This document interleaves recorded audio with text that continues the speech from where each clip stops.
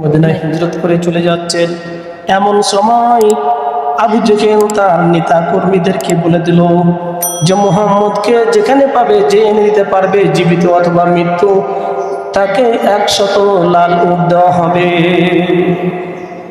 আবু জেহেল ঘোষণা করে দিল যে নবীর যে কল্লা মুহাম্মদের যে কল্লা এনে দিতে পারবে তাকে 100 লাল উট দেওয়া হবে।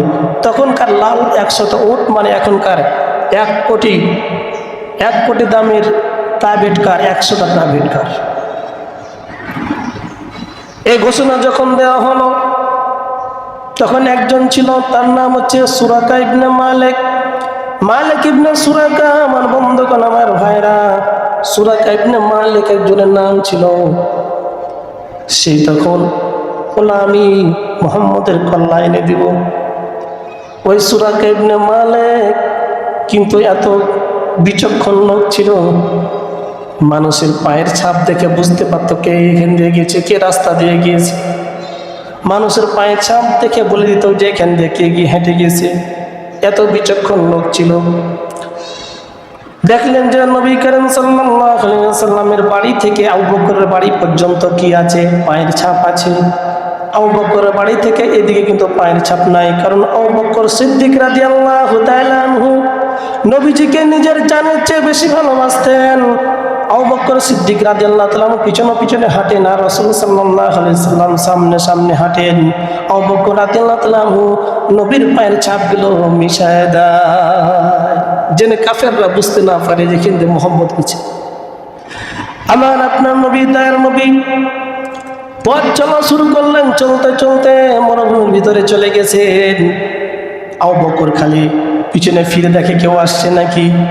কিছুক্ষণ পরে দেখা গেল যে সুরাকা ইবনে মালিক কিন্তু চলে আসছে ঘোড়া তাড়িয়ে, দ্রুত গতিতে ছুটে আসতেছে সুরাকা ইবনে মালিক।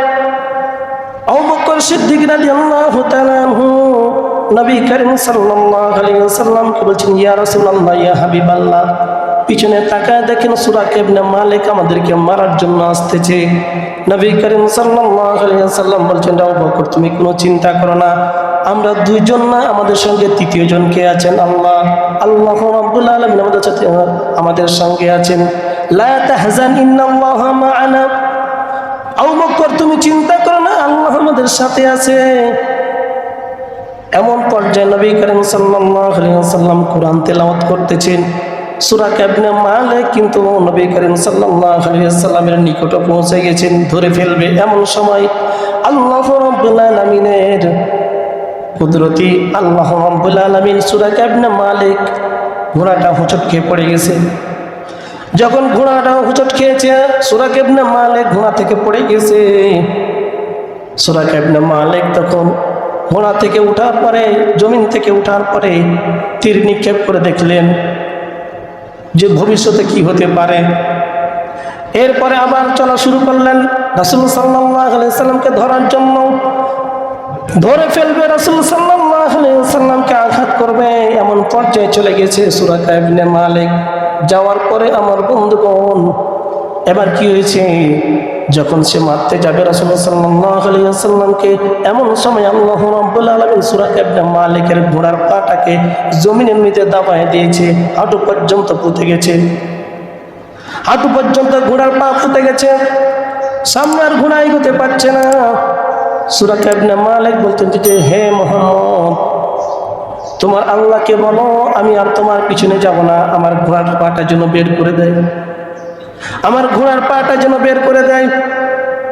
আবু বকর সিদ্দিক রাদিয়াল্লাহু বলছেন, হে রাসূলুল্লাহ, হে আল্লাহর রাসূল, আপনি তার কথা শুনবেন না, সে আমাদেরকে মারার জন্য এসেছে, সুতরাং সে থাক ওখানে। নবী করিম সাল্লাল্লাহু আলাইহি ওয়াসাল্লাম দয়ার নবী, মায়ের নবী, সে আল্লাহ রাব্বুল আলামিনের কাছে দোয়া করলেন, আল্লাহ তার ঘোড়ার পাটা বের করে দেন। আল্লাহ রাব্বুল আলামিন জমিন থেকে তার ঘোড়ার পাটা বের করে দিল। আমার বন্ধুগণ, আমার ভাইয়েরা, এবার সুরাকা ইবনে মালিক, লম্বা ঘটনা আমি বলতে যাব না। সুরাকা ইবনে মালিক নবীকে মারতে যাচ্ছিল, কিন্তু আল্লাহ রাব্বুল আলামিন তাকে হেদায়েত দান করবে। আল্লাহ রাব্বুল আলামিনের কথা অনুযায়ী আল্লাহ রাব্বুল আলামিন ওই সুরাকা ইবনে মালিককে নবীর কাছে যে বলছে, হে মুহাম্মদ, আমি ফিরে চলে যাব, আমি আর তোমাকে মারব না, তবে আমাকে একটা এই ইয়ার উপরে কাগজের উপরে আমাকে লিখে দিতে হবে যে আমি যেন সহি সালামতে আমি মদিনায় মক্কা ফিরে যেতে পারি। তখন তো কাগজ ছিল না, হাড্ডির উপরে লিখে দিলেন, যাও তুমি সহি সালামতে ফিরে যাবে মক্কায়। এবার কিন্তু নবী করিম সাল্লাল্লাহু আলাইহি ওয়াসাল্লাম মদিনায় চলে গেলেন। মদিনায় চলে যাওয়ার পরে এবার যখন সুরাইক ইবনে মালিক মক্কায় ফিরে গেল, আবু জাহেল বলতেছে যে কি ব্যাপার দোস্ত, অনেকদিন তোমাকে দেখি নাই, তুমি এতদিন কোথায় ছিলে? তখন সুরাইক ইবনে মালিক বলছে, দোস্ত লম্বা ঘটনা, সেদিন আমি যখন মুহাম্মদকে মারতে যাই তখন এরকম ঘটনা ঘটেছে, আমি এই জন্য ফিরে এসেছি। মুহাম্মদ আসলে সত্যি নবী। আবু জাহেল বলছে যে কথা তুমি ঠিকই বলেছ, আমি তো জানি আমার ভাতিজা সত্য নবী। সুরাইক ইবনে মালিক বলছে, তাহলে তুমি কেন মানো না তাকে নবী হিসেবে কেন স্বীকৃতি দাও না? বলছে, আমি যদি মক্কার ভিতরে আমি যদি তাকে মুহাম্মদকে যদি নবী হিসেবে মানি, তাহলে আমি তো মক্কা হচ্ছে নেতার লিডার, আমার নেতৃত্ব থাকবে না, আমার কর্তৃত্ব থাকবে না, আমার কর্তৃত্ব নেতৃত্ব থাকবে না। এই জন্য আমার ভাতিজাকে আমি নবী হিসেবে মানি না। আমার বন্ধুগণ, আমার ভাইরা, এই জন্য যারা দুনিয়ার ভিতরে নবীকে গালি দিবে, নবীকে মারতে চাইবে, নবীকে কি করবে, অবমাননা করতে চাইবে, আল্লাহ রাব্বুল আলামিন এই দুনিয়াতেই তাদেরকে শাস্তি দিয়ে থাকেন। যেরকম সূরা ইবনে মালিকে আল্লাহ রাব্বুল আলামিন শাস্তি দিয়েছে। এই সূরা ইবনে মালিক এক পর্যায়ে গিয়েছে, কালেমা পড়ে মুসলমান হয়ে গেছে, সাহাবী হয়ে গেছে। এই জন্য রাসূলের সঙ্গে যারা বিরোধিতা করবে, রাসূলকে যারা মারতে যাবে, গালি দিবে, তারা কি হয়ে যাবে, দুনিয়াতে হয় ধ্বংস হবে, না আল্লাহ তাআলা হেদায়েত দিয়ে তারা ইসলাম গ্রহণ করবে।